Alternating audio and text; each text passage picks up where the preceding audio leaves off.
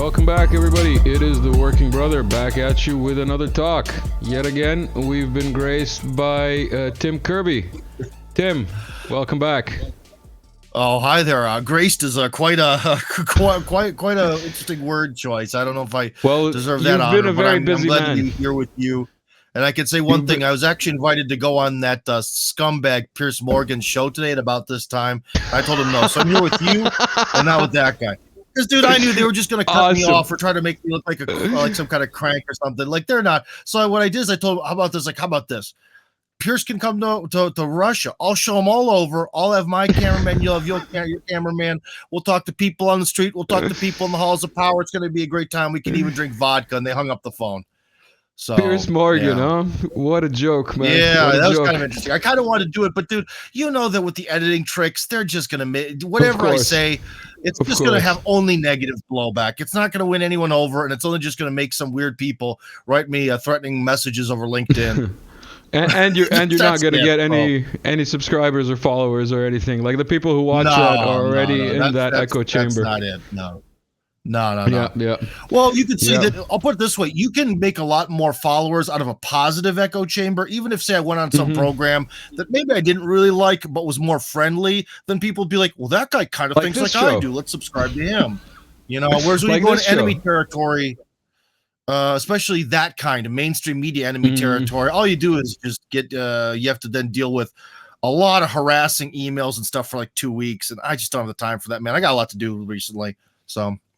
You've been making the tours quite a bit. You spoke to Ritter recently. You spoke to that U.S. tour show. I watched that. It was both of them were quite interesting talks that you had.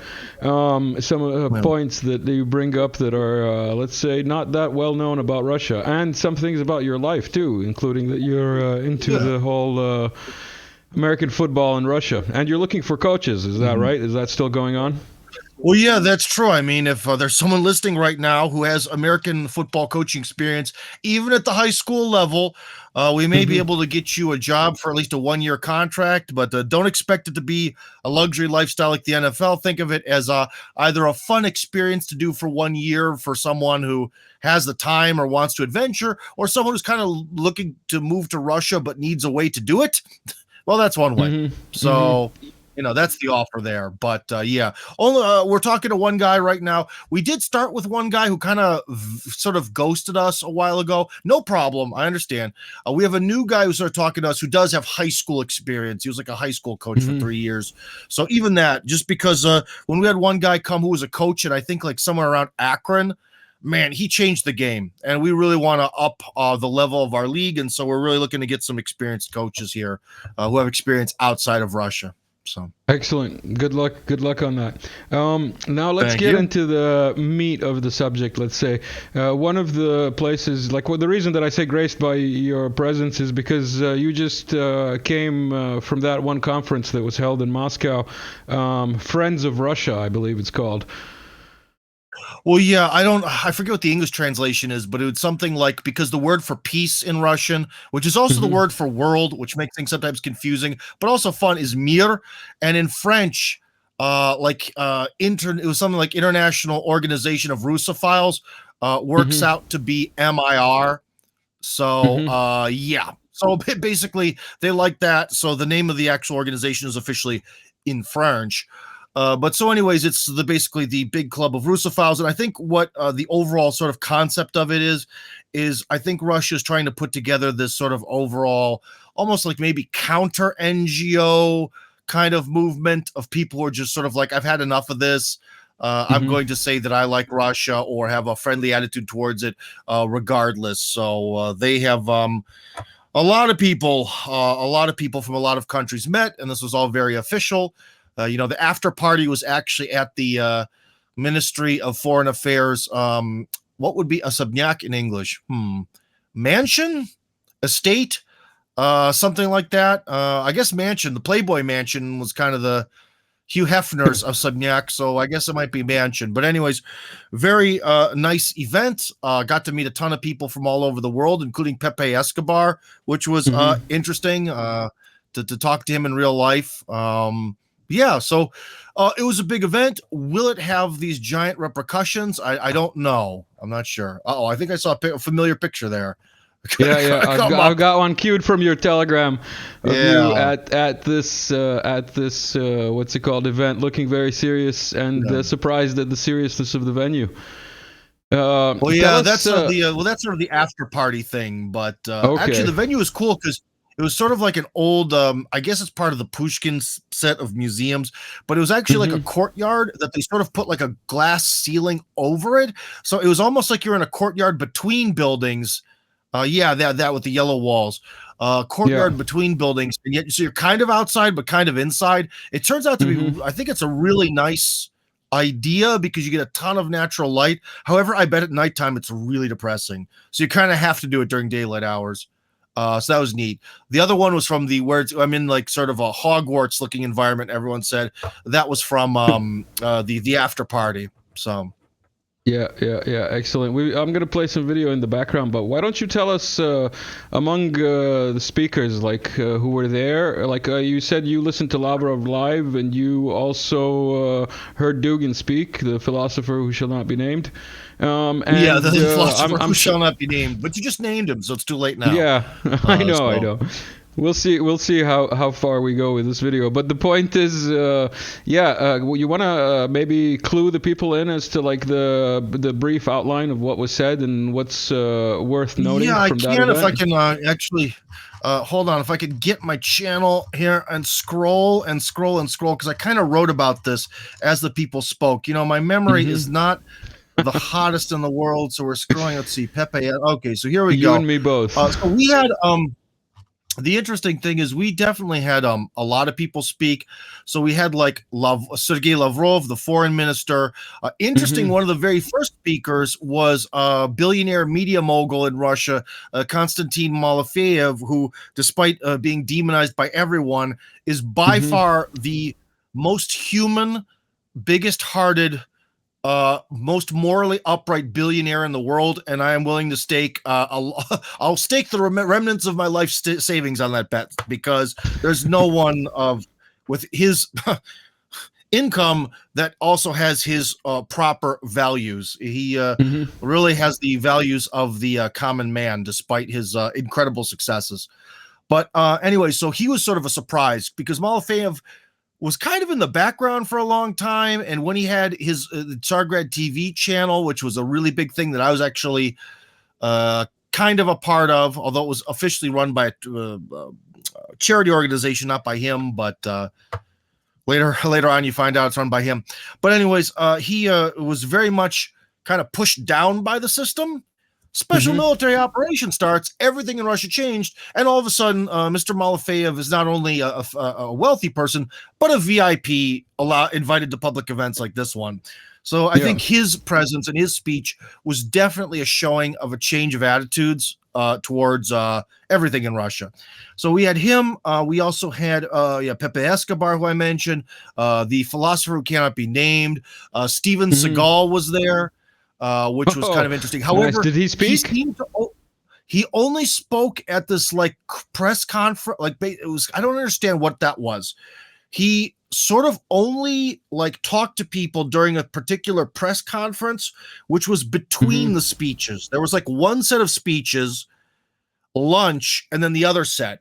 So during lunch, they had like a press conference for some of the more VIP people, and I guess they left. So I didn't hear him say a word. Mr. Seagal also speaks generally very calmly and quietly. So even if he, even when he was sort of at like the after party and stuff, I couldn't hear anything he said because he just tends to, he tends to speak very calmly and very, accurately, and in this very, sort of direct but soothing, confident way. And you can't hear him across the room. I chose not to talk to him because I could see that I understand his destiny. He made a lot of cool action movies, and so everyone wants to take a photo with him. And everyone's like, "Oh my God, Under Siege!" It's like the most famous movie, and I could just see that. I don't think he really wanted another person to come up to him and be like, "Oh my God, I love your movies, man." So I kind of let him be. I didn't want to. I did sort of fanboy a little bit for Mr. Escobar because I've been reading him for so many years. But then again, I generally have more to say to him because with Steven Seagal, he's cool. I appreciate that he's also taken on this role of sort of like a humanitarian ombudsman for Russia, I think they called it, which is good. But he recently came out with, like 2 days ago, I think, with some statement basically that said that he's, I think, 1,000% Russian and 1,000% Russophile and 1,000,000% Russian, something like that, because his ancestry is apparently Russian. I didn't know that. Yeah, that's one of those weird things. Growing up, we could never really place Mr. Seagal's ethnicity because in some movies he kind of had this sort of like kind of like David Carradine, who was half American, half, I want to say, Chinese. I'm not sure what culture he came from, but anyways, he had this sort of vibe of someone who looked more American than not, but always wore this sort of like Asian clothing. And in some of Seagal's films, he kind of gives off this kind of Asian vibe, and in some he kind of gave off like a Native American vibe a little bit. But when push comes to shove, apparently he's like me and you, a true Eastern European Slav at heart. So, yeah. So tell us what you think the, let's say, outcome of this Friends of Russia gathering that they had was. Like, do you think any geopolitical goals or, like, let's say, statements were achieved? Well, unofficially, this isn't what they said, okay? This isn't about the group. But some of the people who I talked to at the event kind of gave off their opinion, their personal opinion. That's kind of like I mentioned before, to counter the nonprofit organization industrial complex that Russia's going to maybe try to do its own sort of what's that? The Confucius Institute or Confucian Institute? I forget how they word it in English. Confucius, the Chinese one that's all over the U.S. that got banned from like a bunch of universities. It might be something like that. That's kind of interesting, but I don't know. The problem is, dude, you're talking to someone who's tried to do a lot in Russia and mostly had every door closed in my face and has had a lot of failures. So it makes you kind of wind up being a little bit pessimistic. I'll put it this way, is we'll see how this goes. This, again, has a very official tone to it. And official tones mean what? On the plus side, because this is super official when you have, the Ministry of Foreign Affairs. There were some words from Putin, from the Patriarch, not in present, but I mean words as in they sent them. So you have on this side, you have the official support, which is awesome. But one thing about the really, really official attempts to do some sort of like citizens diplomacy is they always kind of miss the mark a little bit. That officialness kind of always gets a little bit in the way. So I'm not quite sure. And again, good feelings and positive vibes are cool, but man, like I don't know. We'll see. I think we'll see when this organization, let's just say it's off to a really, really good start. And let's see then what step 2 and step 3 and step 4 look like. Would I, if given the chance, right, if I could use the resources of the Ministry of Foreign Affairs to create some sort of international movement, what would I do? I would have actually created, like with the Confucius Center or something, I think it would have been better to have like a multi-polarity institute, okay, where we're not so much talking about Russia, but we're talking about this extremely popular concept about how foreign relations should work. And that's when you're like, we're going to get a multipolarity institute in every university that'll let it happen. You know what I mean? Because with that comes... who might have been under a rock for the last year or 2 or 5 or 10, you want to briefly outline what multipolarity is? Yeah, it's the idea that in international relations, which is another fancy word. So, let's take international relations out of it. Let's just say it's the idea that the world seems to exist throughout human history, generally with sort of multiple powers, and between those powers, there are sort of buffer zones. And that ultimately, that's kind of the nature of being, that there are just a lot of civilizations on our planet. Well, not a lot. You could count them on both your hands there. Sometimes the number is bigger or smaller. Like even our our friend General Milley last year in the Pentagon said that essentially we live in a tripolar world, right? So he sees the world as a multipolar world where there's the United States and there's Russia and there's China and sort of everything in between. Generally, when people in Russia talk about multipolarity, they optimistically tend to include more nations like India, Iran, sub-Saharan Africa, which isn't a nation, but as kind of a big mass. We could divide sub-Saharan Africa a little bit. It's not, if you go from like, I don't know where, well, it's that I was going to say Mauritania, but that's not sub-Saharan. I don't know if you go from Nigeria down to like Lesotho, there's a lot of differences between people and languages. So maybe that's just not the way to look at it. But we could definitely see that maybe Central America sort of behaves as one region. North America, whereas I think if England happened to sink into the ocean one day, the United States would just annex Canada. I think Canada just only exists because England exists. But so anyways, as you see, it's this idea that essentially we can't live in a world where someone is going to try to dominate the entire world, be it the United States or anyone else. Or also the Cold War didn't seem to go really good for humanity with these two powers, that we need to accept that there are going to be multiple powers. There are going to be multiple civilizations on the planet. Those civilizations are not going to be the same. And trying to force one of those civilizations into the mold of a different civilization doesn't work. That's a key fundamental idea of this multipolarity idea, is that in the past we have tried so much to like take some sort of region and make it, especially like the West, maybe more so than anyone, and it just doesn't work because those people have had a different history, they have different circumstances, and it's really history, circumstances, geography that really determines the way we live. Like, for example, I think Russia's done a better job of maybe any culture of dealing with like these sort of inter-ethnic relations.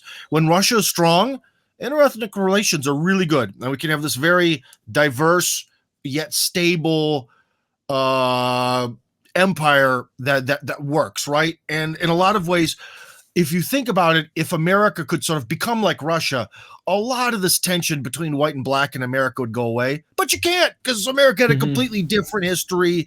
It's organized in a different way. Like, we just can't wake up one day and say, okay, South Carolina is now going to be the African-American semi-autonomous region where they have to have a governor who's African-American, and the police are going to be African-American, the tax collectors too, but they're going to be completely within the United States with no option to leave. However, they can't have a small force of their own. No. And just try to, force America to turn into Russia. It's just not possible, even if it would work. And that's a big part of the whole multipolarity thing. And I think that this way of thinking would be a better thing to push because it's a specific intellectual idea. It also, with loving Russia, that's kind of one thing. But if the world gets behind this idea of multipolarity, that ultimately works out really good for Russia in its battle against the global hegemon. Because if we live in a multipolar world, all these problems about, Russian culture being canceled, all this, they all vanish the next day, So I think that's the angle I would have taken, but I am not in the Ministry of Foreign Affairs yet. Yet. I was gonna add yet, but it's good you did too. I was gonna say, considering you've busy schedule in the last week or so, I just wanted to bring up also your relatively recent visit to the State Duma, where you discussed in more detail than we got to hear last time about moving to Russia. And how the Russian government is finally, in your view, getting around to taking cases of people with problems of moving to Russia. And I've had subscribers comment on videos and in the Telegram channel that, they're from unfriendly countries like New Zealand, for example, and how might that affect their ability to come to Russia. As someone who's been involved in this process, both at the state level and for a while, let's say, with your subscribers, can you answer this question, let's say?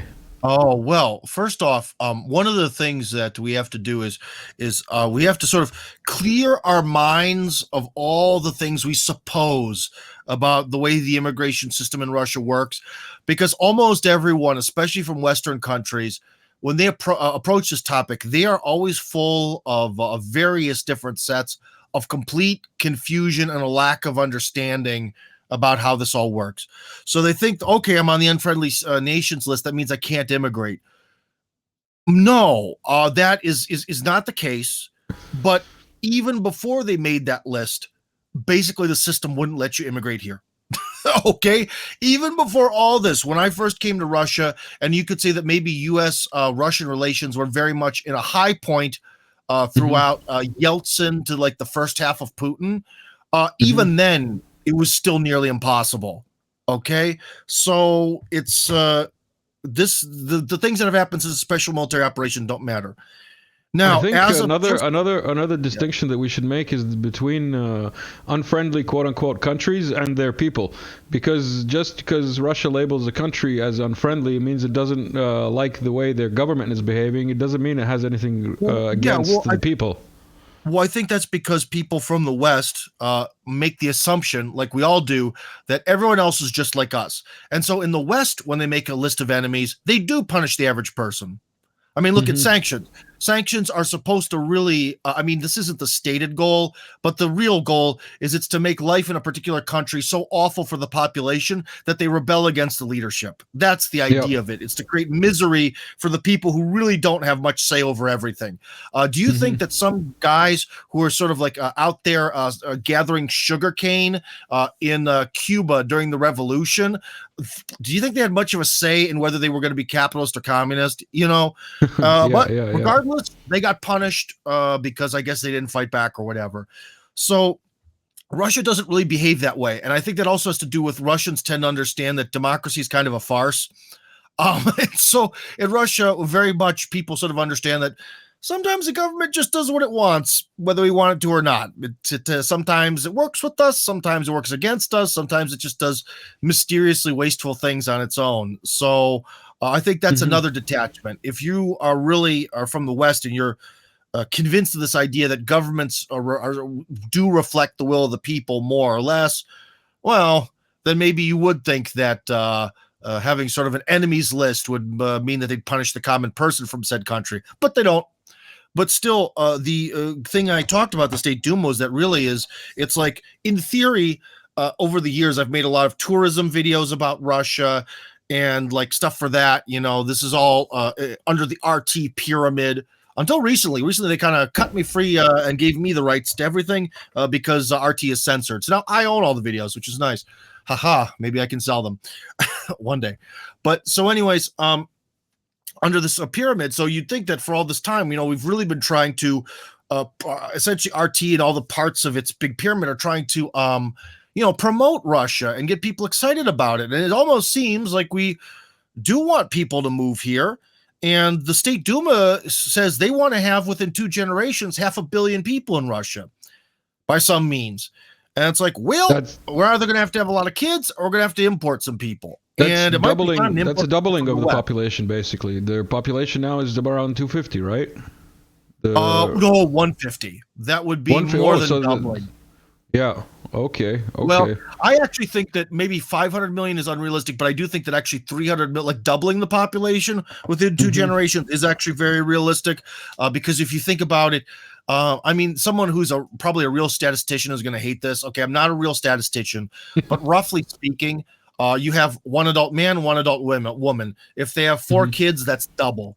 So within 1 generation, if everyone has 4 kids or more, you know, pending their kids survive to adulthood, you double the population. So it's not that crazy, but it's going to require a lot of propaganda. It's going to require a lot of systemic changes in Russia, attitude changes to sort of bring us into this mode where having children becomes a big priority. My thing that I try to express to the government, because again, the government in Russia, the difference between the government in Russia and the West is, at least in the Russian government, they have sort of the right moral view, like they're on the right track, but they have no idea how to get the train down that track. And that's also like population thing. All they seem to do is be like, oh, promote family values. Maybe if we keep building churches, like kind of. But the thing is here, I'm going to tell you the secret is that you can probably understand is what we have to do is just, show that what is now in modern times, that what is something that's a real like flex when you could show off that you have money, that you're a successful person. What are some things that are signs of success for people today? Well, what do you think? Well, depends on who people are. Some of them think of signs of success as a yacht or a Ferrari, but like others would actually say family. Yeah, because trust me, man, it takes a lot of money. Like the more kids you have. So one thing is sometimes I don't even know how people do it because I make pretty decent bucks, and even 2 kids is a little stressful. But so a lot of the elite people in Russia, like I met someone who was in the State Duma during that event, and he was like, "Yeah, I got 10 kids," but of course he also has a Rolex on his wrist. That's the flex, man. Like that's the thing is in Russian society, we have to kind of now paint this thing where it's like the yacht is cool and the Rolex is cool, but it's the kids. If you can have like 12 kids, that is a massive like flex as a guy. So, you're king. So the person that you met, the guy that you met, his wife must be a hero of Russia. From what I remember, they've. Well, I think he had like 1 divorce, so he created 2 heroes of Russia. He kind of divided them up. But still, if you think about it, that's 1 man, 2 women, so that's 3 people create 10. So that's more than double. So we'll get the statisticians to like leave a comment. Man. so you need to have that cash, man, and that's another thing where we have to shift attitudes towards children. We have to make it seem that like this, because I know some people. Oh man, I'm glad they don't speak English. I do know some people around here, and they're like their daughter knows.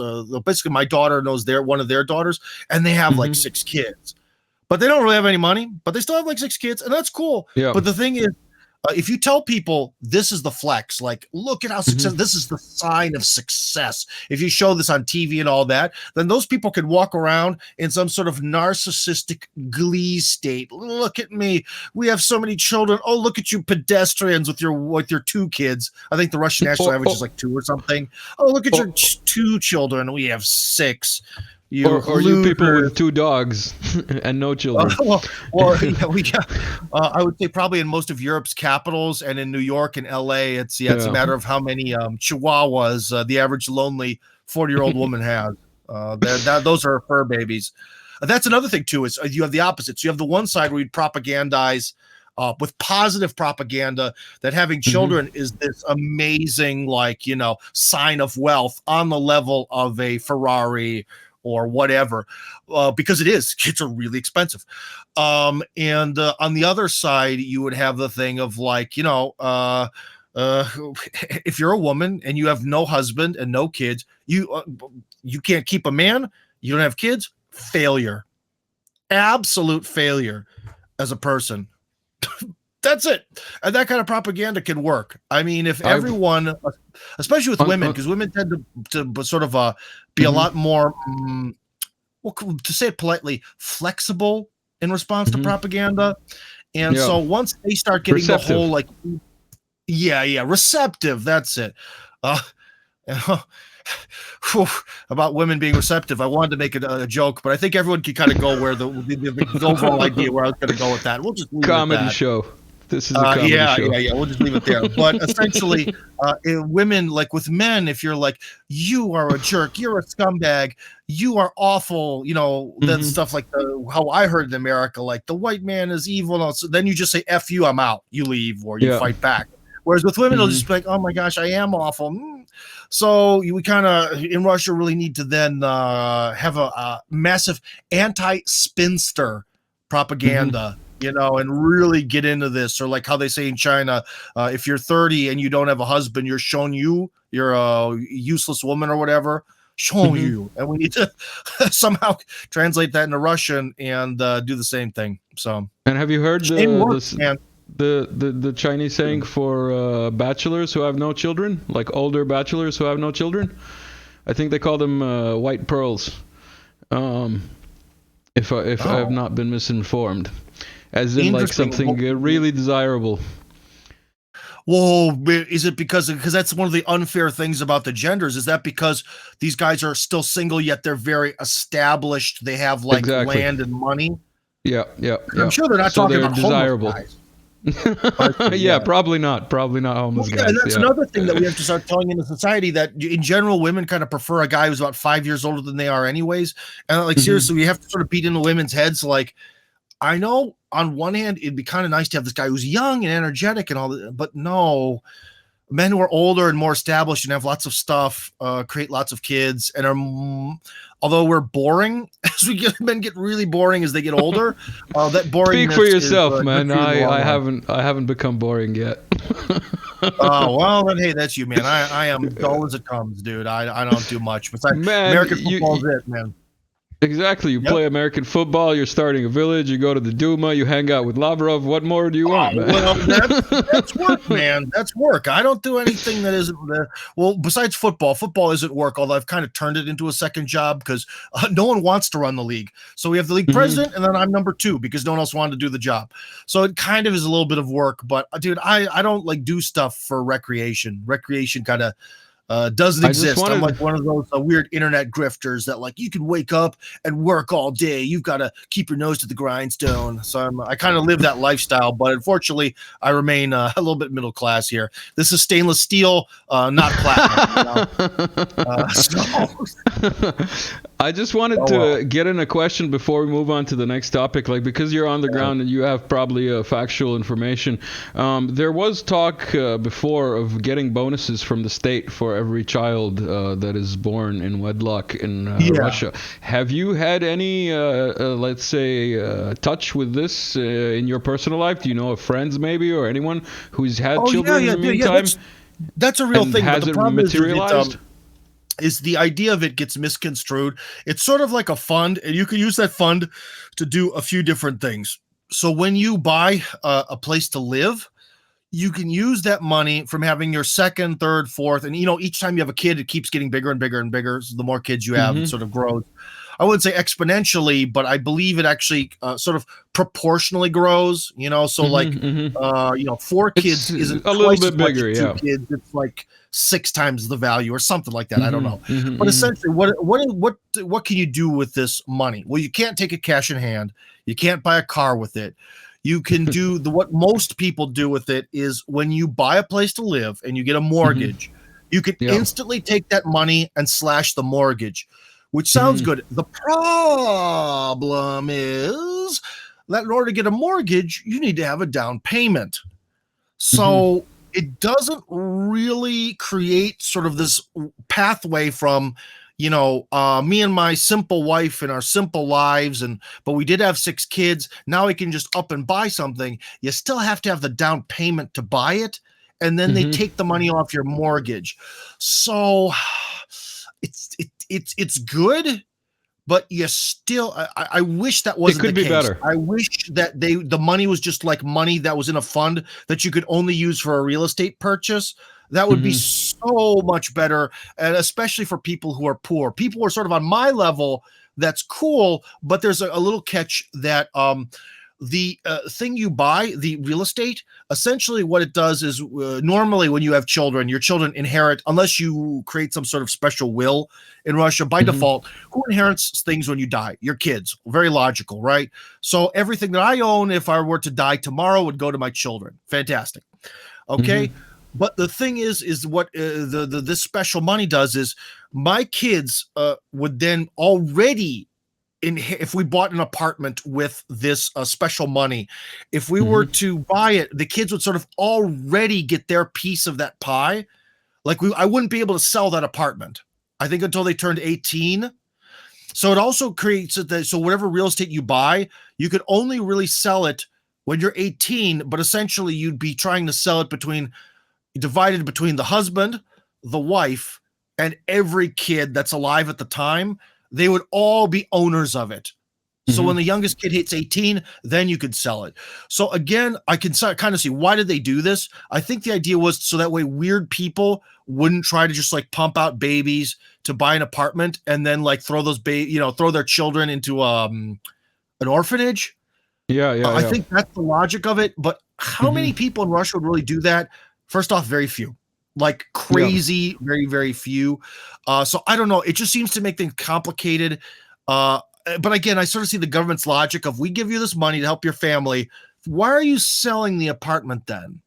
But dude, sometimes things happen in life, you know. Sometimes, then see the dad gets a job somewhere else. Oh, well, I guess you can't take the job, or dad has to go and live separately. Like, I don't know. It's comes with a lot of restrictions. The other things you can do is the mother can put all that money into her pension fund, as in sort of like paying her for her motherhood. That's her, you know, her social security fund, or you can use it to pay for like things related to education and college. But 99.999, I think, percent of people use it to do the thing where they buy real estate. So, well, they pay down their mortgage on real estate that they've already bought. There we go. Yeah. All right. Excellent. Well, that's still some kind of help. It could be better, as you say. Cash in hand would be interesting, but it also they just need to simplify this thing. They just really do. You know, and but of course, you know, no cash in hand. When you went into the details, it kind of outlines from their perspective why they wouldn't want people to, like, you know, misuse it, and like, you know, that's why maybe they limited where it can be injected into. But I think overall, from a like state in the modern days, it's a very good motivation, let's say, or program. Well, yeah, I'm sure a lot of people have used that. I don't really have any numbers for you, but I do know some people who've actually, you know, used that money and stuff, and it really does happen, you know. And if you think about it, especially, let's just say, I think like the second kid is like 500,000 rubles, which is, I don't know, like $8,000, which doesn't sound like much, but I was looking into it for reasons that are long to explain, but into what like an apartment in Rostov costs, right? And you could buy like an apartment, a big one, or like a house in Rostov for like 3 million rubles. So essentially it's 1/6 of the value of a really big, nice place to live in not Moscow. So you think about it, they have what then? 4 kids. You know, they might be able to buy like a big place to live in Rostov. They get the down payment, they put that in, and 4 kids might just clean that out. Yeah, and they own it. So if you look at Russia from a not inside of Moscow way of doing things, it actually is pretty good. It's pretty good. So. All right, moving on to our final topic and the most geopolitically sensitive one from Flores. So we've got a question. If not assuming alliances, okay, from the perspective of the U.S., what is the lowest hanging fruit to attack? Is it China, Russia, or Europe, in your opinion? Oh, Europe. Oh, by far. Well, if the Seymour Hersh version of history is true, then the United States already did attack Europe. 0 consequences. Also, oh my God, what is that? It's named after a sword. That project that was in the 80s. Oh, I don't know. What is that called? Gladio. Oh, it's Project Gladio. I didn't know that was a sword. Yeah. But Gladio and Gladio 2. Gladius is the sword. Isn't that where it comes from? The Roman sword. Maybe. That's why I always thought it came from. Maybe I'm wrong. But anyways, like there was that, and I mean, dude, if you think about it, okay, well, what does Russia have? Massive nuclear arsenal, massive, you know, the hypersonic missiles, all the goodies. China has probably less, but plenty. Okay, they have all that stuff. Whereas Europe, I mean, Europe is completely filled with clowns and fake leaders and fake governments that are in control of the United States, that even if the United States for some reason rolled on, like physically attacked Germany, they have enough stooge politicians where half the stooge politicians would probably, I don't know quite how they'd react, but they would react in Washington's interests, you know? So Europe is in a lot of ways, after the Marshall Plan, I mean, especially the more Western you go in Europe, it really is essentially conquered territory as is. So Europe is, it is definitely militarily, supposedly Germany's out of ammo. There are certain countries, you know, like the Baltic states, for example, where each one has like 10 tanks. You know, like, what are they going to do with that? I mean, I think the key part is what you said, that they're already basically occupied and they're already in their pocket. So, like, nobody can complain. So I'd have to agree with you that the Europe is the lowest hanging fruit, especially if you're talking about military kind of conflict, and even in the economic sense, like you said, and like we've discussed in depth on this channel, is that the Nord Stream was just one of the ways that they're trying to separate Europe from Russia. Basically. Yeah. They that is something they definitely do not like, but that probably is because the philosopher who shall remain unnamed made a very interesting statement about, I don't know, maybe it's already 8 or 10 years ago, about how one of Russia's missions could actually be to save Europe from itself. You know, the European map, because again, this is one of those things where he is always 5 to 10 years in the future, and at the time that sounded insane.